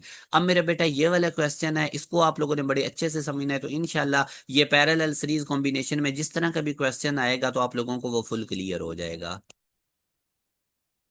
अब बेटा इस क्वेश्चन में अगर आप देखते हैं ना तो हमारे पास 5 रेजिस्टर्स हैं और वो कनेक्टेड हैं, जैसा कि आपको ये नजर भी आ रहा है। इक्विवेलेंस रेजिस्टेंस हमने ए और बी पॉइंट में निकालनी है, तो जिन दो पॉइंट्स के दरमियान आपने इक्विवेलेंस रेजिस्टेंस निकालनी हो ना, दूसरे एंड से आप लोगों ने स्टार्ट हो जाना है। अब मेरा बेटा आप लोगों ने बड़ा ध्यान से इधर से देखना है कि हमारे पास ये एक 9 ओम का रेजिस्टर है और एक 1 ओम का है। अब ये आप लोग देखें तो ये सीरीज में कनेक्टेड है, क्योंकि देखें ना इधर से तो इनके एंड्स आपस में डायरेक्टली कनेक्टेड है, मगर इनके दूसरे एंड्स आपस में डायरेक्टली कनेक्टेड नहीं है, बल्कि इनके दरमियान में एक और रेजिस्टर आ गया है, तो इसलिए ये सीरीज में है। पैरेलल कॉम्बिनेशन कब होता है, मैंने आपको पहले भी बताया था कि जब दो रेजिस्टर डायरेक्टली आपस में कनेक्टेड हो दोनों एंड से, वो पैरेलल है। तो अब ये 1 ओम और 9 ओम के दो रेजिस्टर हैं बेटा, ये आप देख सकते हैं कि ये सीरीज में है, एक एंड तो डायरेक्टली कनेक्टेड है, दूसरे एंड डायरेक्टली कनेक्टेड नहीं। तो आप 1 और 9 ओम को सॉल्व करोगे तो इनकी जगह एक ही इक्विवेलेंस रेजिस्टेंस आ जाएगी, और वो कितने ओम की आएगी 10 ओम की। आई होप आप लोगों को ये क्लियर हो गया, जो मैं अपना पॉइंट आप लोगों से कन्वे कर रहा हूँ, ठीक है। अब मेरे पास 9 और 10 ओम को मैं सॉल्व करूंगा तो इनकी इक्विवेलेंस आ जाएगी 10 ओम की, ठीक है। वो ऐसे लग गई इनकी जगह, ये अब खत्म हो गया 9 और 1 ओम का। अच्छा अब ये 10 ओम, इस 10 ओम के साथ बेटा अगर आप देखो तो ये पैरेलल में है, क्योंकि इनके दोनों एंड आपस में डायरेक्टली कनेक्टेड हैं। ठीक है, तो जब दो रजिस्टर, ये देखो ये 1 और 9 ओम सीरीज में थे, उनकी जगह 10 ओम आ गया। जब दो रजिस्टर जिनकी सेम रेजिस्टेंस हो और वो पैरेलल में हो, तो उसकी शॉर्टकट क्या होती है इक्विवेलेंस निकालने की? R/N। आर दोनों की 10 है, वो एक दफा आ जाएगा, तादाद दो है, डिवाइड करें तो 5 ओम। तो अब ये दोनों रजिस्टर भी सॉल्व हो गया और इनकी जगह एक ही रजिस्टर आ जाएगा इधर, वो कितना होगा? 5 ओम का। ये मेरे बेटा आप लोगों ने बड़े ध्यान से समझना है। अब यहाँ पे हमारे पास सिर्फ एक ही रजिस्टर आ जाएगा 5 ओम का।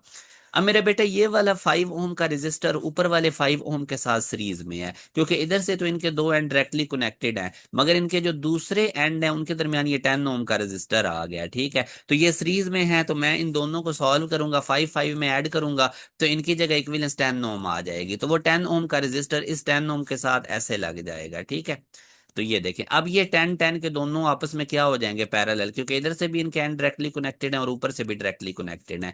तो 10 ओम के जब दो रेजिस्टर पैरेलल में होंगे तो शॉर्टकट किया R/N, 10 को दो पे डिवाइड करें तो 5 ओम। तो ये आंसर है। तो इस तरह मेरा बेटा आप लोगों ने इसको स्टार्ट करना होता है। आई होप आप लोगों को पता चल गया है जो मैंने आपको तरीका बताया। बाकी मेरे बेटा ये आप लोगों के, क्योंकि रजिस्टर्स हैं, तो आप लोगों को ये ब्रीफली मैं बता देता हूँ कि कलर कोड वाले भी रेजिस्टेंस पता होने चाहिए। जब आप लोग यूनिवर्सिटीज में जाएंगे तो आप लोगों को इन्हीं रेजिस्टेंस से वास्ता पड़ेगा। इस तरह के चार बैंड्स बने होते हैं। ठीक है मेरा बेटा, ये आप लोगों ने टेबल इसको देख लेना है, क्योंकि रेजिस्टेंस का टॉपिक है तो कोशिश करें इसको भी साथ ही कवर करें, इनके साथ इंटरलिंक है।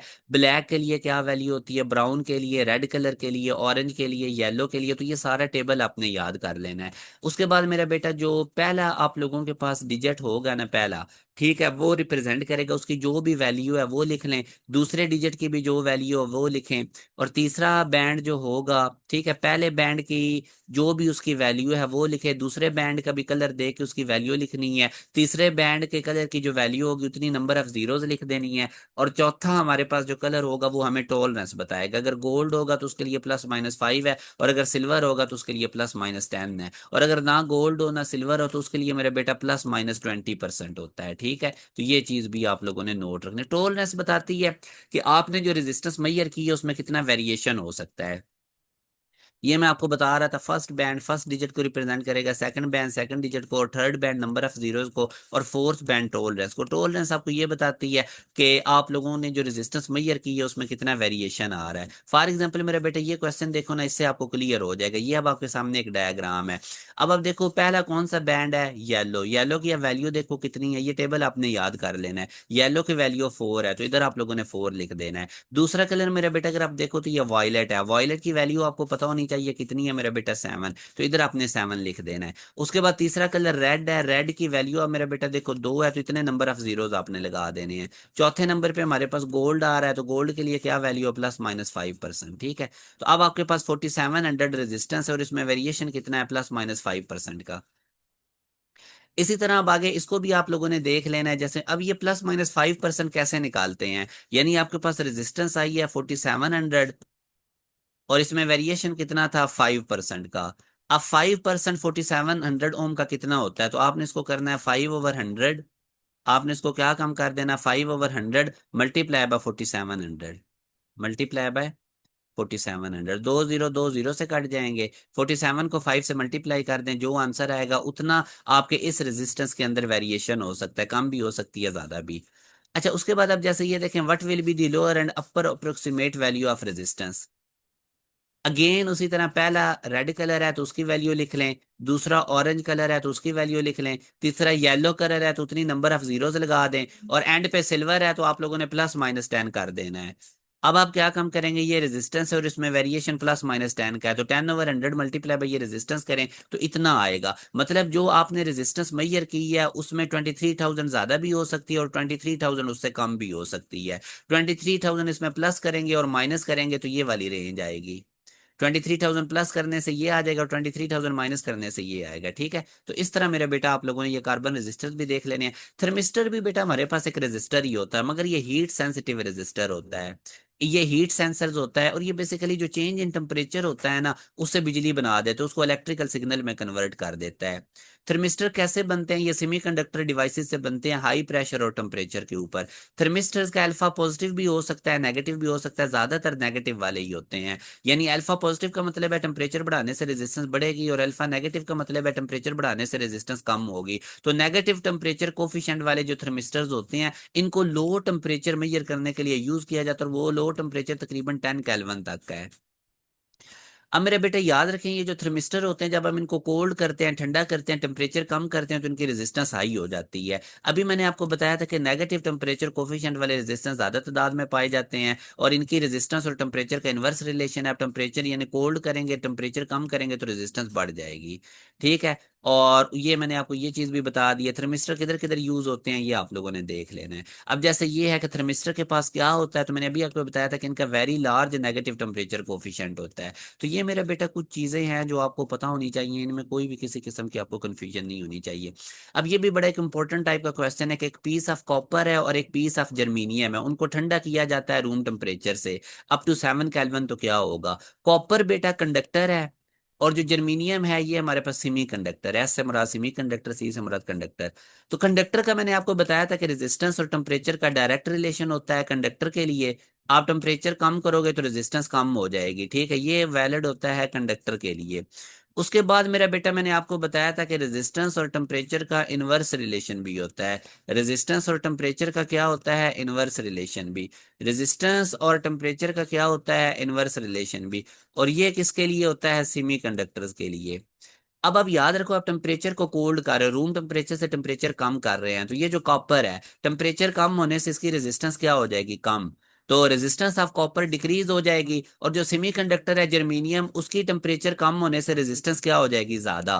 तो इसका मतलब ये है कि रेजिस्टेंस ऑफ कॉपर डिक्रीज होगी और रेजिस्टेंस ऑफ जर्मीनियम इंक्रीज हो जाएगी। तो ये मेरा बेटा डी ऑप्शन भी आप लोगों ने नोट रखना है। अब ये मैंने बड़ा इंपॉर्टेंट कॉन्सेप्ट आप लोगों को इस क्वेश्चन में दिया है। उसके बाद बेटा इलेक्ट्रिकल पावर आ जाती है। बेसिकली ये रेट होता है किस रेट से बैटरी इलेक्ट्रिकल एनर्जी प्रोवाइड कर रही है, ठीक है, चार्जेस को। तो ये पावर होती है। पावर के तीन फार्मूलाज है। एवरेज पावर होती है वी आई। अगर आपके पास सीरीज के अंदर रेजिस्टर लगे हुए हैं तो फिर पावर का फार्मूला हो जाएगा आई स्क्वायर आर।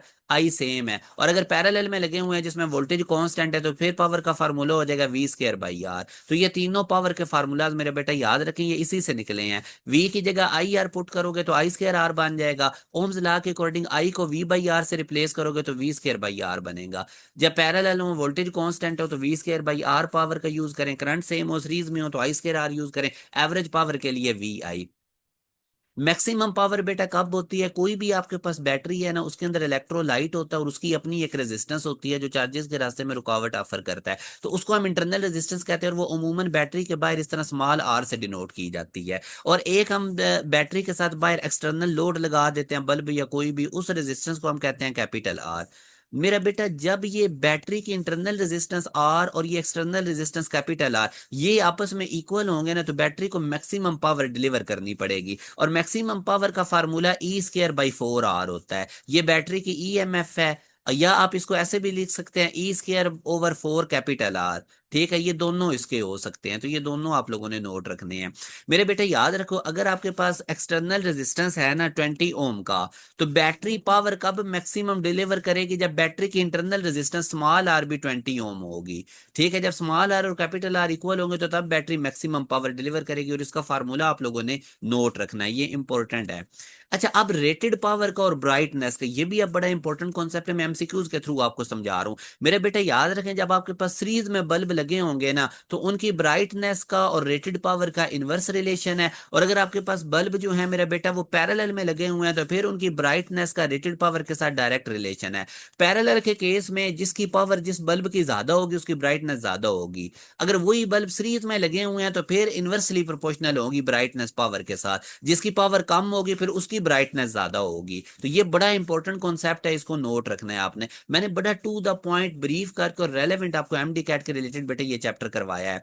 अब अगर आप देखते हैं ना तो इसमें वो कहता है there are two electric bulb of 40 watt and 100 watt, they are first connected in series. मेरा बेटा जब सीरीज में वो कनेक्टेड होंगे, सीरीज में मैंने आपको कहा है कि जिसकी रेटेड पावर कम होगी उसकी ब्राइटनेस ज्यादा होगी। तो सीरीज में चूंकि 40 वॉट वाला जो बल्ब है इसकी पावर कम है तो इसकी ब्राइटनेस ज्यादा होगी। और यही जब आप इनको पैरेलल में लगा देंगे, जो अगला वो केस पूछ रहा है, तो फिर जिसकी पावर ज्यादा है उसकी ब्राइटनेस भी ज्यादा है। तो 100 वॉट वाले की पावर ज्यादा है, इसकी ब्राइटनेस ज्यादा होगी। तो ये अल्फा राइट आंसर है। 40 वॉट वाला ब्राइटर होगा सीरीज में, क्योंकि 40 वॉट वाले की पावर कम है, सीरीज के अंदर ये ज्यादा ग्लो करेगा। और इसी तरह 100 वॉट वाला पैरेलल में ज्यादा ग्लो करेगा। नीचे मैंने रिलेशन आपको बता दी है।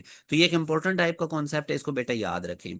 उसके बाद आप लोगों ने ना पावर का फार्मूला पढ़ा था V² बाई R। इसमें ना अब आपको जैसे उसने ये तीन पावर्स बता दी हैं तीन बल्ब की, तो कहता है which has thickest filament. Thickest filament वही होगा जिसका एरिया ज्यादा है। ठीक है, रेजिस्टेंस का और एरिया का इनवर्स रिलेशन होता है। अगर ये थिक है ना तो इसका एरिया ज्यादा है तो रेजिस्टेंस क्या हो जाएगी, कम। अगर मेरा बेटा रेजिस्टेंस कम होगी तो पावर क्या हो जाएगी, ज्यादा। इसका मतलब जिसकी पावर ज्यादा होगी उसकी थिकनेस ज्यादा होगी। तो 200 वॉट वाले की पावर सबसे ज्यादा है तो ये सबसे ज्यादा थिकर होगा। यानी थिकनेस का और पावर का डायरेक्ट रिलेशन है। अब वो कैसे डायरेक्ट रिलेशन है मैंने आप लोगों को वो भी समझाया है। ठीक है, क्योंकि रेजिस्टेंस का और एरिया का इनवर्स रिलेशन है। पहले ये समझे ना, पावर रेजिस्टेंस का इनवर्स रिलेशन है, रेजिस्टेंस एरिया का इनवर्स रिलेशन है। थिकनेस का मतलब है एरिया ज्यादा, थिन का मतलब होता है एरिया कम। तो थिक फिलामेंट उसका होगा जिसका एरिया ज्यादा होगा, उसकी रेजिस्टेंस कम होगी, रेजिस्टेंस कम होगी तो पावर ज्यादा। तो अगर हमें पावर्स गिवन हो तो हम देख के बता सकते हैं इसका थिक फिलामेंट है। वैसे भी जिसकी पावर ज्यादा होगी उसका फिलामेंट थिक होगा। अच्छा, उसके बाद आगे मेरा बेटा एक और आप लोगों ने ये रिलेशन याद रखना है। पावर होती है ना V²/R। आर अगर आपने निकालना हो, वोल्टेज पावर गिवन हो, तो ये वाला रिलेशन याद रखें, आर इक्वल होता है V²/P के।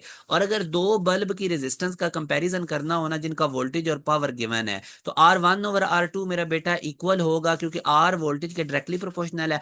R1 के सामने V1 आएगा, R2 के सामने V2 आएगा, और R1 के नीचे P1 आएगा, R2 के ऊपर P2 आएगा। तो ये वाला रिलेशन याद रखें, R1/R2 equal to V1² / V2² multiply by P2/P1। ये रिलेशन मैंने इधर पावर के फार्मूला से ही बताया। पावर होती है ना V²/R।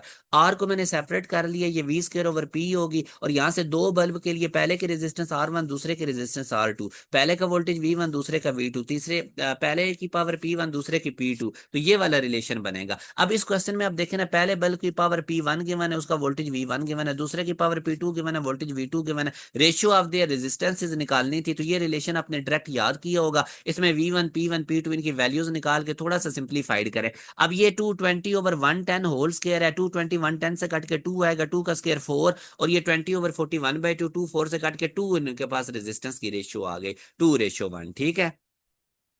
अच्छा, उसके बाद आप ये देखिए, इसमें वो कहता है what is the total current in a circuit consisting of 6 operating 100 what lamps connected in parallel. मेरा बेटा याद रखो, जब बल्ब पैरेलल में कनेक्टेड होते हैं ना तो उनकी पावर्स ऐड हो जाती हैं, ये चीज याद रखें। अब इसमें आपसे वो पूछ क्या रहा है, टोटल करंट। पावर का फार्मूला होता है P = VI। आपको पावर दे के वोल्टेज दे के करंट पूछ रहा है, तो आई किसके इक्वल आ जाएगा, P/V। P अब एक बल्ब की तो 100 वॉट है, टोटल 6 बल्ब है, हैं भी पैरेलल कनेक्टेड। तो पैरेलल मैंने आपको बताया कि 100 6 बल्ब का ऐड हो जाएगा, ये 6 को 100 से मल्टीप्लाई करें तो सबकी पावर टोटल 600 बनेगी। वोल्टेज 120 है, 600 को 120 से कट करेंगे तो 5 एम्पेयर हमारे पास फाइनल इसका आंसर आएगा। पैरेलल में पावर्स ऐड होती हैं, 6 बल्ब की टोटल पावर कर लेंगे। उसके बाद मेरे बेटा हमारे पास कॉन्सेप्ट आता है इलेक्ट्रोमोटिव फोर्स का। ये बेसिकली यूनिट चार्ज को जो बैटरी एनर्जी सप्लाई करती है ना, in moving from negative to positive terminal of the battery, इसको इलेक्ट्रोमोटिव फोर्स कहते हैं। फॉर एग्जाम्पल मेरा बेटा, जब हमारे पास एक पॉजिटिव चार्ज है, ठीक है, वो इधर सर्किट में जब जाएगा ना बैटरी से एनर्जी लेके, तो वो अपनी एनर्जी कंज्यूम करेगा। जब वो बैटरी के नेगेटिव टर्मिनल तक पहुंचेगा उसकी सारी एनर्जी कंज्यूम हो चुकी होगी। अब उसको आगे पॉजिटिव टर्मिनल तक जाने के लिए, क्योंकि पॉजिटिव टर्मिनल उस पॉजिटिव चार्ज को रिपेल करेगा, वो आगे नहीं जा सकता। तो ये बैटरी उस यूनिट चार्ज को जो एनर्जी दे के आगे भेजती है ना, ये इलेक्ट्रोमोटिव फोर्स है। Energy supplied by battery to unit charge in moving from negative to positive terminal, वो एनर्जी आगे वो जो सर्किट में कंज्यूम करता है, that is called potential difference. Electromotive force कुछ भी नहीं, ये एनर्जी है जो यूनिट चार्ज को बैटरी देती है, और वो एनर्जी आगे वो जो सर्किट में कंज्यूम करता है वो पोटेंशियल डिफरेंस है। जब आप बैटरी बाजार से लेकर आते हैं तो उसमें 20 वोल्ट 30 वोल्ट लिखा होता है, वो ईएमएफ है, और जब बैटरी में से करंट गुजरने लग जाता है तो वो पोटेंशियल डिफरेंस बन जाता है। तो इलेक्ट्रोमोटिव फोर्स का फार्मूला क्या है? Energy per unit charge, energy joule और charge coulomb, joule per coulomb जो कि वोल्ट होता है वो इसका यूनिट है। अब इसमें एक बड़ा इंपॉर्टेंट कॉन्सेप्ट है बेटा, अगर टर्मिनल सेम बैटरी, दो बैटरियां अटैच हैं, तो उनके अगर सेम सेम टर्मिनल आपस में अटैच हैं, एक ये नेगेटिव टर्मिनल नेगेटिव से अटैच हो या पॉजिटिव पॉजिटिव आपस में अटैच हो, सेम टर्मिनल जब अटैच होंगे तो नेट ईएमएफ बेटा उनका डिफरेंस होगा। बड़ी ईएमएफ में से छोटी माइनस कर देंगे, छोटी में से माइनस करें, नेगेटिव नहीं आपने लिखना, सिंपल डिफरेंस उनका नेट ईएमएफ होगा। क्यों भला? अब इस ये जैसे कि देखो दो बैटरियों के नेगेटिव टर्मिनल आपस में अटैच हैं, ठीक है, तो इसका करंट इधर को होगा और इसका पॉजिटिव करंट दूसरी डायरेक्शन में होगा, तो करंट की डायरेक्शन अपोजिट है, इसलिए नेट ईएमएफ इनका डिफरेंस होगी। और अगर दो बैटरियां इस तरह से अटैच हैं कि उनके अपोजिट टर्मिनल एक दूसरे के साथ हैं, तो उस केस में उनका करंट सेम डायरेक्शन में जाएगा, ये पॉजिटिव टर्मिनल इधर कोई करंट जाएगा और इसके भी पॉजिटिव का इधर कोई जाएगा, तो इस वजह से इनकी नेट ईएमएफ ऐड हो जाएगी। अब इस तरह का मैं आपको एक एमडी कैट का पास पेपर का क्वेश्चन करवाता हूँ। ये देखिए हमारे पास दो बैटरीज अटैच हैं। अब मेरा बेटा अगर आप देखो ना, एक बैटरी का नेगेटिव टर्मिनल दूसरे के पॉजिटिव टर्मिनल के साथ अटैच है, अपोजिट टर्मिनल आपस में अटैच है, तो अब इनका करंट सेम डायरेक्शन में होगा। करंट क्योंकि पॉजिटिव टर्मिनल की डायरेक्शन से निकलता है, कन्वेंशनल करंट लेना होता है, और इसका भी कन्वेंशनल करंट पॉजिटिव टर्मिनल से इधर को ही जाएगा, करंट की डायरेक्शन सेम है। जब अपोजिट टर्मिनल आपस में अटैच होंगे तो नेट ईएमएफ इनका सम होती है। तो इसकी ईएमएफ 9 है, इसकी 6 है, तो दोनों को मैं ऐड करूंगा तो नेट ईएमएफ 15 वोल्ट आएगी। और मुझसे वो एम मीटर के अंदर करंट की वैल्यू पूछ रहा है, मतलब मुझसे एम मीटर की अगर रीडिंग पूछ रहा है तो एक किस्म का मुझसे करंट ही पूछ रहा है। नेट ईएमएफ मैंने निकाल ली 15, और रेजिस्टेंस मुझे गिवन है 3 ओम का, तो ओम्स लॉ में यूज करूंगा वी बाई आर, वी यहाँ पे नेट ईएमएफ होगी, 15/3 करूंगा तो 5 एम्पेयर मेरे पास आएगा। आई होप अब आप लोगों को डियर स्टूडेंट्स ये क्लियर हो गया कि एम मीटर की रीडिंग 5 एम्पेयर कैसे आई है। फिर मेरा बेटा लास्ट में हमारे पास आ जाता है टर्मिनल पोटेंशियल डिफरेंस। ये मैंने आपको अभी बताया था कि बैटरी के टर्मिनल्स के अक्रॉस क्या पोटेंशियल डिफरेंस होगा जब वो सर्किट में से करंट गुजार रही है। एक बैटरी आपने सिंपल रखी हुई है, इस वक्त इसके टर्मिनल का जो पोटेंशियल डिफरेंस है वो ई एम एफ ई है। अगर इसी बैटरी को आप किसी एक्सटर्नल लोड के साथ अटैच कर देते हैं तो उस वक्त इसके टर्मिनल का जो पोटेंशियल डिफरेंस होगा वो टर्मिनल पोटेंशियल डिफरेंस होगा। और ये इलेक्ट्रोमोटिव फोर्स में से आई आर को माइनस करने से आता है, ये इसका रिलेशन याद रखें मेरे बेटे। जैसे जैसे सर्किट में से करंट गुजरता है ना तो आई का फैक्टर बढ़ता है, तो ये आई आर वाला फैक्टर बड़ा हो जाएगा। बड़ी चीज जब ई में से माइनस होगी तो टर्मिनल पोटेंशियल डिफरेंस कम होगा। जब सर्किट में से बैटरी बैटरी जब सर्किट में से करंट गुजार रही होती है तो टर्मिनल पोटेंशियल डिफरेंस कम होता है इलेक्ट्रोमोटिव फोर्स से। ये चीज आप लोगों ने याद रखनी है, टर्मिनल पोटेंशियल डिफरेंस कम होता है इलेक्ट्रोमोटिव फोर्स से, यानी जब बैटरी डिस्चार्ज हो रही होती है। जब आप बैटरी की चार्जिंग करते हैं तो उस वक्त टर्मिनल पोटेंशियल डिफरेंस मेरा बेटा इलेक्ट्रोमोटिव फोर्स से क्या हो जाता है, ज्यादा। ये आपने केसेस याद रखने हैं। और जब बैटरी में से करंट, बैटरी सर्किट में से करंट नहीं गुजार रही, आई वाला फैक्टर 0 करोगे तो वी टी ई के इक्वल आ जाएगा, टर्मिनल पोटेंशियल डिफरेंस और ई आपस में इक्वल होंगे। ये तीनों केसेस याद रखें। जब बैटरी की चार्जिंग करेंगे तो टर्मिनल पोटेंशियल डिफरेंस ई से ज्यादा हो जाएगा, और जब बैटरी सर्किट में से करंट गुजार रही होगी, उसकी डिस्चार्जिंग हो रही तो उस केस में टर्मिनल पोटेंशियल डिफरेंस ई से कम होगा। और जब बैटरी में से करंट नहीं गुजार रही, बैटरी वैसे ही पड़ी हुई है, तो उस वक्त टर्मिनल पोटेंशियल डिफरेंस और ई आपस में इक्वल होंगे। तो ये सारे आप लोगों ने पढ़ लेने हैं, मैंने आप लोगों को बता दिए। अब ये एक पास पेपर का क्वेश्चन है जिसमें बैटरी की ईएमएफ भी उसने बता दी है, इंटरनल रेजिस्टेंस स्मॉल आर भी बता दी है, battery connect external rod capital R भी बता दिया, what will be the voltage V. V terminal voltage होता है V T equal to I R. मगर बेटा यहाँ पे जो अगर आप ओम्स लॉ के अकॉर्डिंग देखो ना आई आर, तो आर यहाँ पे टोटल रेजिस्टेंस होगी, इंटरनल भी और एक्सटर्नल भी, ठीक है। और बैटरी की वोल्टेज जो है ये ईएमएफ की इक्वल होगा, यहां से आई इक्वल आ जाएगा E over R plus R के, ठीक है। तो इस आई को रिप्लेस कर दें इस फार्मूला में E over R plus R से। अब ये वाला फार्मूला आप याद रखें टर्मिनल पोटेंशियल डिफरेंस का, जब इलेक्ट्रोमोटिव फोर्स भी गिवन हो, इंटरनल रेजिस्टेंस भी और एक्सटर्नल रेजिस्टेंस भी, ठीक है। अब इसमें इलेक्ट्रोमोटिव फोर्स की वैल्यू पुट करें, इंटरनल एक्सटर्नल रेजिस्टेंस का सम करें, एक्सटर्नल रेजिस्टेंस मल्टीप्लाई करें तो 30 वोल्ट आंसर आएगा, जो कि हमारे पास बीटा ऑप्शन में मौजूद है। तो ये मेरा बेटा करंट इलेक्ट्रिसिटी वाला मैंने सारा लेक्चर आप लोगों को वन शॉट लेक्चर में कवर कर दिया, तमाम कॉन्सेप्ट्स मैंने आपको करवा दिए हैं। ये मेरे बेटा लेक्चर आपने खुद भी देखना होता है, बच्चों के दूसरे दोस्तों के साथ भी शेयर करें, ग्रुप्स के अंदर भी, कॉलेजेस के ग्रुप में भी, और हमारे चैनल के साथ आप लोगों ने कनेक्टेड रहना है। इंशाल्लाह 20 अगस्त से पहले पहले आप लोगों को एमडी कैट 2025 का लेटेस्ट सिलेबस के अकॉर्डिंग तमाम सिलेबस कंप्लीट करवा के उसके बाद आप लोगों का हम टेस्ट सेशन स्टार्ट करेंगे। अपना ख्याल रखिएगा, दुआओं में याद रखिएगा बेटा। अल्लाह हाफिज।